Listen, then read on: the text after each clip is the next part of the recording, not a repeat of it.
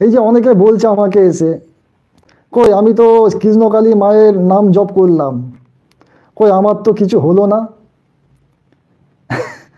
কই আমার তো, আমি যে সমস্যায় ভুগছি সেইটা তো সলভ হলো না। আমি একটা কথা বলি,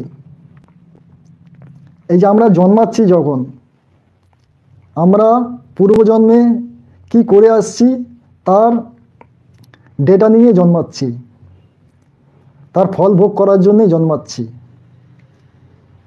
তা আমি যতই সাধনা করি, কর্ম আমাকে তার ফল ভোগ করাবেই।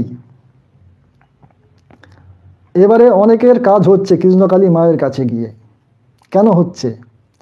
কেননা সেইটা লেখাই ছিল যে তোমার এই পদ্ধতিতে তোমার যা পাপকর্ম আছে সেটা স্খলন হবে। ঠিক আছে, তো সবার ক্ষেত্রে সমান না। সবাই যদি এই যে চুরি ডাকাতি করছে, খুন খারাপি করছে, করে মানে কৃষ্ণকালী মায়ের নাম জপ করতে লেগে গেল, তাহলে কি তার 7 খুন মাপ হয়ে যাবে? বলো। সব কিছুই কর্মের ব্যাপার, কর্ম যেমন করবে তার তেমন ফল পেতেই হবে।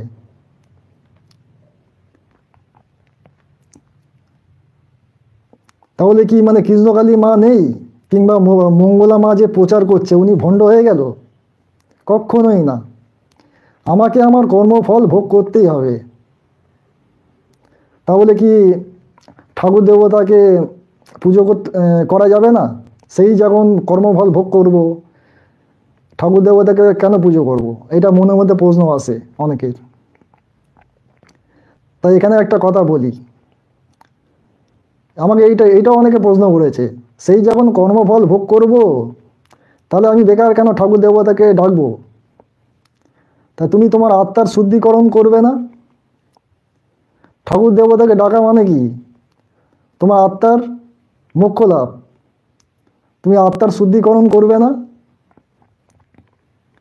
যত তুমি সাধন চর্চা করবে তোমার তত অন্তঃকরণ পরিষ্কার হবে, পরিচ্ছন্ন হবে, আত্মা শুদ্ধি হবে। এই জন্যই ঠাকুর দেবতাকে ডাকা। তাহলে এই নয় যে আমি আমার সমস্যা থেকে একদম নির্মূল হয়ে যাব। এই যে আমি যা পাপ কর্ম করে এসেছি, যার ফলেই তো আজকে আমি মানুষ, নাহলে আমি জন্ম নিতাম না। সে আমি বলো তোমরা বলো। তাই যে আমি প্রচার করছি কৃষ্ণকালী মায়ের নামে, এর জন্য আমাকে অনেক কথা শুনতে হয়, তুমি দালাল, ঠিক আছে, অনেক কথাই শুনতে হয়। তা বাস্তব কথা আমি বলতে ভালোবাসি, তোমার কর্মফল তোমাকেই ভোগ করতে হবে, তোমার কর্মফল আমি ভোগ করবো না। তুমি যে বলছো আমায় কমেন্ট করে যে আমার তো কাজ হলো না, উনি ভণ্ড, না ভণ্ড না, তুমি তোমার কর্মফল থেকে মুক্ত হতে পারোনি। যখনই মুক্ত হবে তোমার কাজ হয়ে যাবে। তো অনেকের আছে এইভাবেই লেখা থাকে, তুমি কৃষ্ণকালী মায়ের নাম নিয়েই তোমার উদ্ধার হবে, সেইভাবেই লেখা আছে, তাই তারা উদ্ধার হয়ে যাচ্ছে। কারো ক্যান্সার ভালো হয়ে যাচ্ছে, কারো টিউমার ভালো হয়ে যাচ্ছে, আবার কারো হচ্ছে না, সে উদ্ধার হতে পারছে না। তো সবার ক্ষেত্রে সমান না।